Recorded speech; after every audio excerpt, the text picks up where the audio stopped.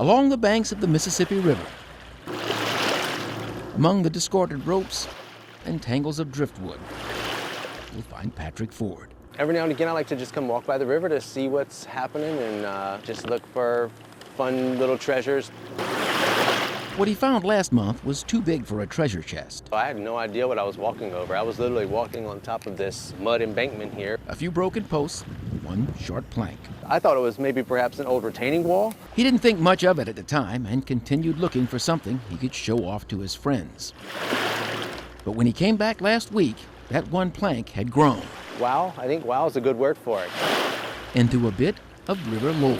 So I passed it by and looked back, and then I realized I saw this part of the ship where it comes to that little point, and at that point I realized that maybe it was something a little bit more special than that, than a wall.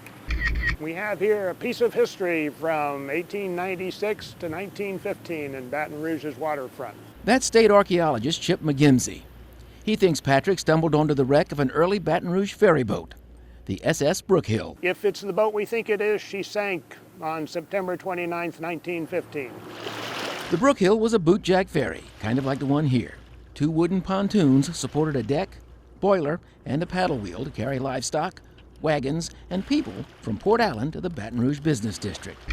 Archaeologists last saw the Brookhill back in 1992, the last time the river was this low. Probably only 10% of what we see today was visible then, so we're going to learn a lot more about it. Mother Nature has very kindly removed most of the sediment from inside and around it before she made it visible. Really? Wow. Next week, a team from the state will document as much as they can of what's left of the Brookhill, hoping to learn how she was built.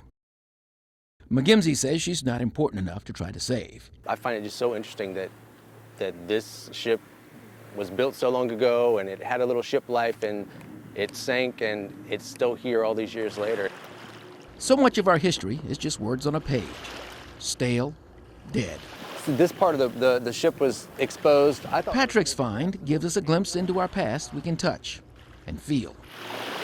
A treasure that's real until the river claims her once again. In Baton Rouge, Rick Porche, WAFB 9 News.